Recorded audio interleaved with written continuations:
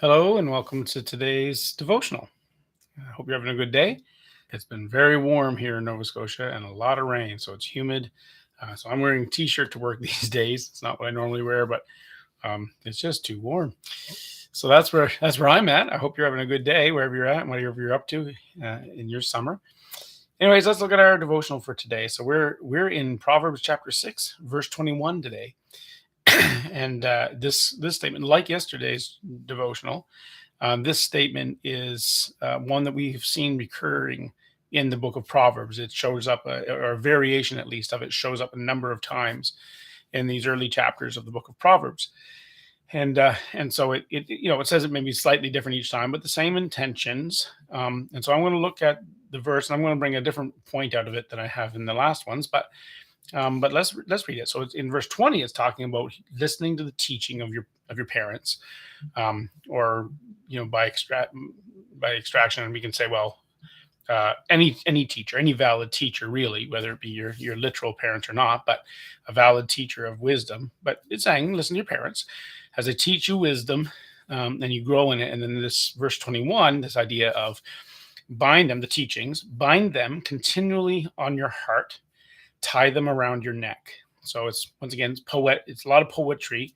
So there's a poetic way of just giving this double statement, right? Both parts of the statement are meant to say kind of the same thing, but just bring a different angle. So it's bind them continually to your heart, and so this visual idea of tying them somewhat to your heart, and then tie them around your neck. So there it is, hanging over your heart. So there's this visual, almost like you're wearing it like a pendant. And so it's always there, it's always available, it's always accessible. These teachings are right there. In the ancient world, when this was written, they may not have ever had pockets. And I'm not sure they would have said to put it in your pocket anyway, but it's kind of that idea, is that you have it with you all the time. Wherever you go, it's tied around your neck. So wherever you go, whatever you do, you have these teachings with you. They're always there, and they're continually on your heart, which means that you've got, every time your heart beats, right, on top of that beat, every time you're doing anything, there's the teachings are there in everything you do.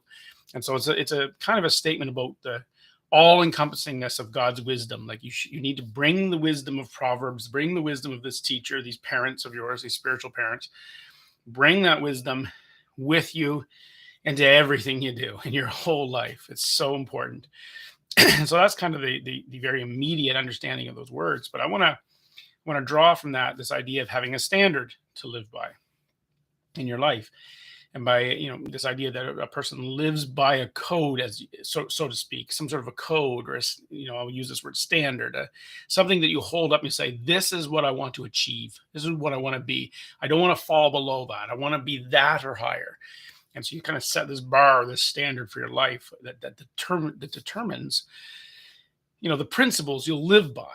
And so, like having it on your heart, tied around your neck, it's something you carry with you into everything you do in your life. It's a standard of life. It says, I will live by this code. And that standard is things like, is what will help define the boundaries of your life, the things you will not, the lines you won't cross, then the lines you will definitely want to cross. So I will cross this line, but I won't cross that one. And so you get this standard of life that says, what I will and will not achieve, or what I will and will not try to achieve. The goals you'll have, right? I will strive for this, but I won't strive for that, or I'll strive to avoid that, or whatever the case is, because you have a standard around your life that tells you what you should do, where you should go. That then comes down right to the actions you take in life. You're like, well, I will or will not do these things, right? So it's my boundaries, my goals, my actions, right? I will or will not do this thing in achieving my goals. This is a thing I won't do, or this is a thing I will do. A very simple example will be, as a father, I set standards for myself. Like, as a father, I will and will not do this, in my interactions with my child. I will and will not have these particular goals, or whatever.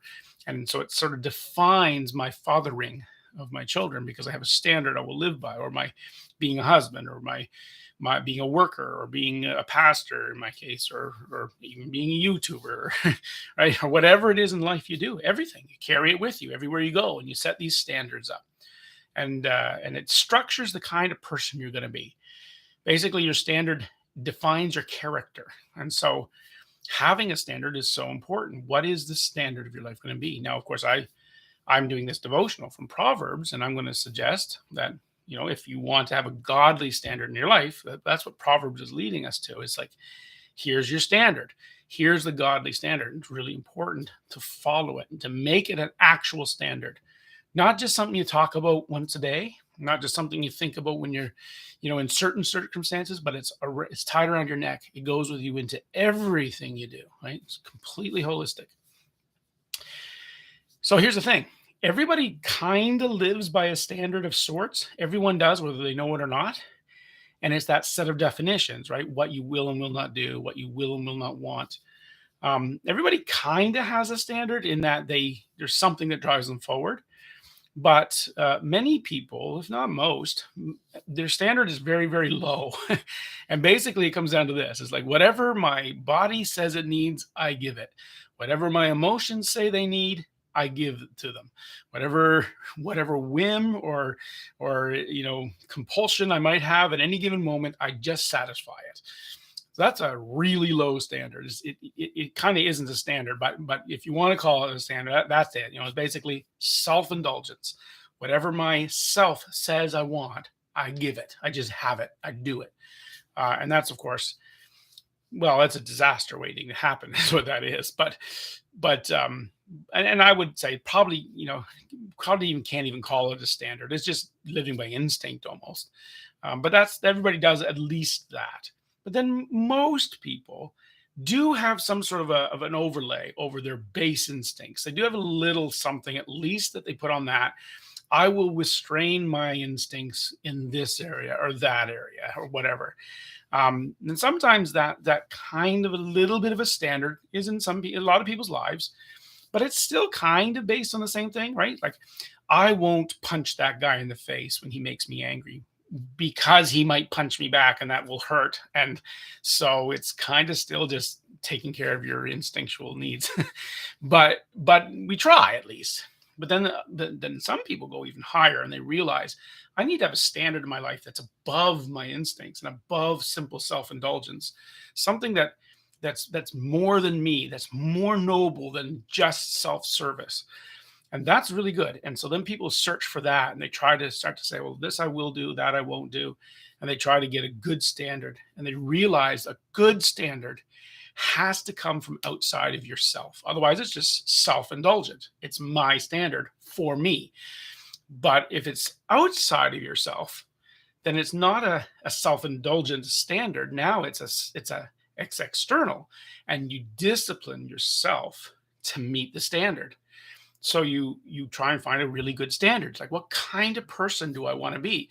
How do I want to discipline myself? Both my physical body and my emotions, both my mind and my will, all of those things, all the parts of my character. I want to bring them into discipline to the standard that's external to myself. And so you want to find a really good standard so you can do that. And then you try to meet it. Now, there's times you'll fail to meet your standard. You'll feel annoyed by that, but then you try to move on to the standard. You still keep going because it's a standard you've adopted. You know it's valuable. You know it's important. So you discipline yourself. Even when you make mistakes, I'm going to keep pushing toward that standard. I want to achieve that. I want to be this kind of person. And so you bring yourself under control. And that's maturity. And that's good. It's important, though, that you pick a really, really good standard. And the Bible, of course, is the top standard. It's the best. It's from God. And he's told us this is what it is to be noble, to be good, to be moral, to be righteous, to be wise. And so we go, yeah, that's a standard that's worth disciplining myself for. It's external to myself, so it's not just self-indulgent. This is good. And I want to find a way to control myself so that I can meet that standard. And it's a great way to live.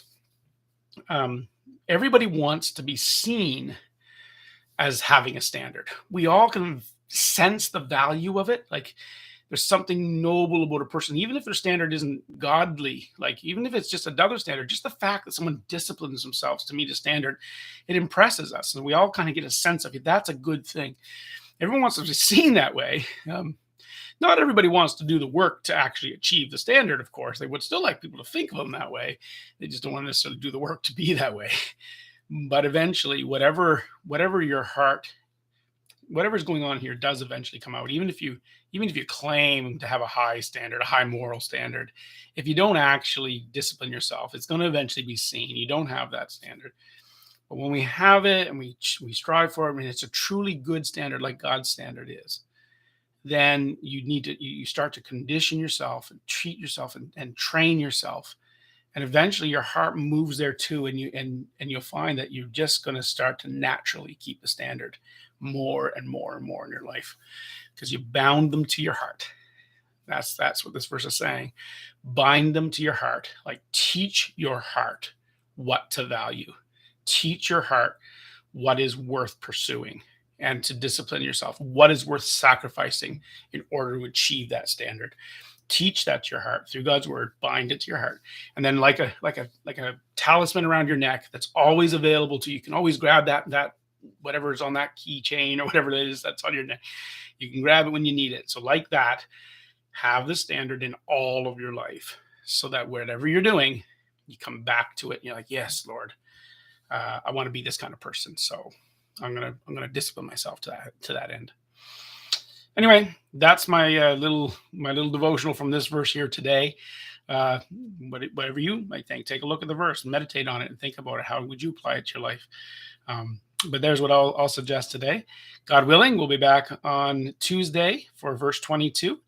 And in the meantime, have a great weekend. And if you're available on Sunday, take a look at the YouTube teaching from our church here on Sunday, or come to one of our services at 10:30 on Sunday. I would encourage you, if you live in this area, Sackville, Nova Scotia area, come to one of our services. We'd love to see you. Anyway, take care. We'll see you next time.